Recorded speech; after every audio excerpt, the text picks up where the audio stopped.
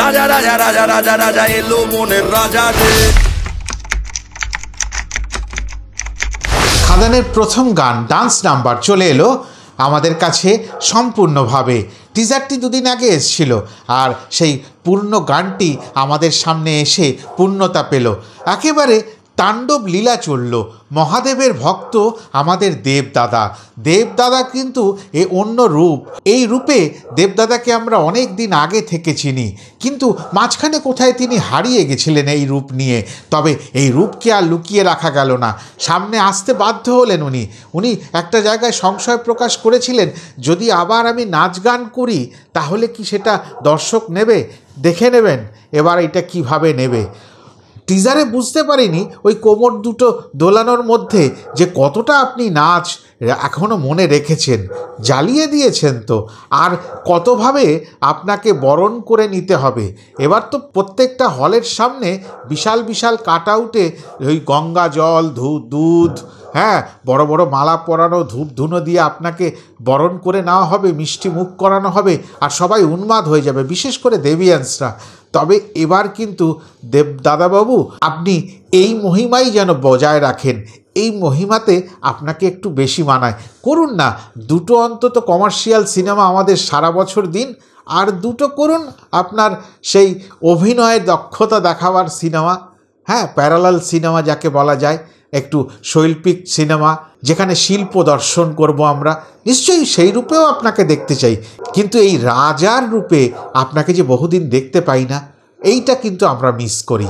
আমরা যারা সিনেমা দেখতে ভালোবাসি একটু কমার্শিয়াল সিনেমাকে বড় আদর করে দেখতে ভালোবাসি, কেননা তাতে একটু আমাদের বিনোদন হয়, চিত্তের বিনোদন, মনের বিনোদন, আর অনেকটা আনন্দ নিয়ে বাড়ি ফিরতে পারি। বেশ কিছুদিন ওই গানগুলো নিয়ে, আপনার অভিনয়টা নিয়ে, ওই খুনসুটি নিয়ে, ওই নানান রকম রঙিন ছবিগুলো মনের মধ্যে থেকে যায়, একটু শান্তিতে থাকতে পারি। আর সবসময় সমস্যার মধ্যে তো প্রত্যেকটি মানুষ রয়েছেন, আর আপনি যদি সেই সময় এই ধরনের একটা সিনেমা নিয়ে আসেন, এই রাজার রাজা গানটিতে আপনাকে যেরকম দেখছি এ তো ঘাম ঝরে যাচ্ছে, প্রত্যেকটা স্টেপিং মন ভরে দিচ্ছে। আর আপনি নিজেই বলছেন আমি মহাদেবের ভক্ত, ধামসা মাদল বাজা, আজকে হোক মেলায় তাণ্ডব নৃত্য। আর সত্যি আপনি তাণ্ডব লীলা চালালেন। বড় ভালো লাগছে এই গানটা দেখে। কেন বলছি ভালো লাগছে? আমরা পুরনো দেবকে ফেরত পাচ্ছি, বারবার সেটাই মনে হচ্ছে। আর গানের মধ্যে কলাকুশলী বা আশেপাশে যারা নৃত্যশিল্পী রয়েছেন প্রত্যেকের সিঙ্ক্রোনাইজেশন বড় চোখে ধরা পড়ছে, একেবারে প্রত্যেকটা যেন মাখো মাখো হয়ে আমাদের সামনে ধরা দিচ্ছে। আর ডিরেক্টর সুজিত দত্তকে বিশেষ করে ধন্যবাদ দিতে হবে। উনি মনে হয় বুঝিয়ে পড়িয়ে এই দেবদাদাবাবুকে আবার এই মহিমায় ফিরিয়ে এনেছেন যে কমার্শিয়ালের রাজা তিনি, বক্স অফিসের রাজা তিনি। তার কমার্শিয়াল ঝাঁঝটা দর্শক অনেকদিন মিস করছে। সুজিত দত্তবাবুকে বিশেষ করে একটা ধন্যবাদ দেওয়ার প্রয়োজন আছে আমাদের প্রত্যেকের তরফ থেকে। এক জায়গায় আবার পুরুলিয়ার ছৌ শিল্পীদেরও সঙ্গে দেখলাম। হ্যাঁ, ওই ছৌ নৃত্য এবং তাদের পোশাক আশাক, মাস্ক, এই সব কিছু কিন্তু বড় রঙিন করে তোলে যে কোনো মেলা প্রাঙ্গণ, যে কোনো উৎসব প্রাঙ্গণ। আর সেটাই এখানে আরেকবার প্রমাণ হলো। আর ওই যে গত ভিডিওতে, টিজারের ভিডিওতে আপনাদের ব্যাখ্যা দিতে গিয়ে বলেছিলাম এটাকে লোডশেডিং জামা বলে।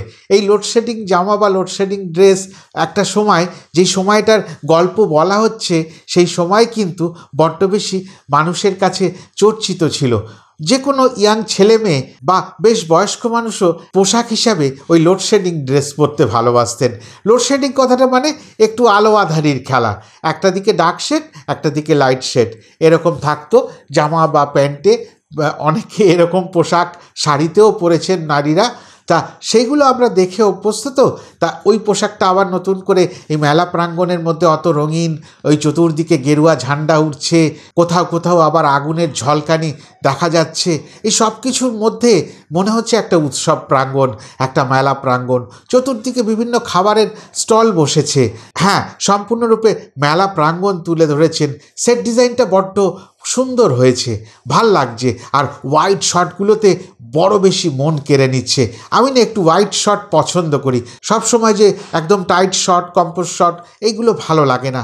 একটু হোয়াইট শর্টে বিষয়টা ধরা যায়, আর তারপরেরটাই যদি একটা ক্লোজ ট্রিটমেন্ট হয় তখন না অন্যরকম একটা মাহাত্ম্য মাধুর্য পায়। আর সেটাই এই গানটির মধ্যে আমার বিশেষ করে চোখে পড়ল। আবারও বলি, এই গানের মধ্যে কিন্তু আলাদা একটা ঝাঁজ রয়েছে, রাজার রাজা। এই গানটিকে বারবার কিন্তু আমাদের চালাতে হবে যে কোনো উৎসবে, আর বিশেষ করে নীল উৎসব, শিবরাত্রি, এতে কিন্তু এই গানটি ফিক্স হয়ে গেল প্লেলিস্টে। এই যতবারই নীল উৎসব, শিবরাত্রি বা শিবের আরাধনা যে কোনো জায়গায় হবে, সেখানেই চলবে রাজার রাজা এলো, রাজার রাজা এলো, এটা কিন্তু চলবে। তবে আরাধনা করে মহাদেবকে তো আমরা সবসময় ডাকি, অনেক আরাধনা পরে মহাদেব দেবকে পাঠাতে পেরেছেন সেই কমার্শিয়াল ঝাঁঝালো রূপে, এটার জন্য মহাদেবকেও প্রণাম জানাতে ইচ্ছে করছে। আর এতটুকুই বলার ছিল এই গানটা নিয়ে।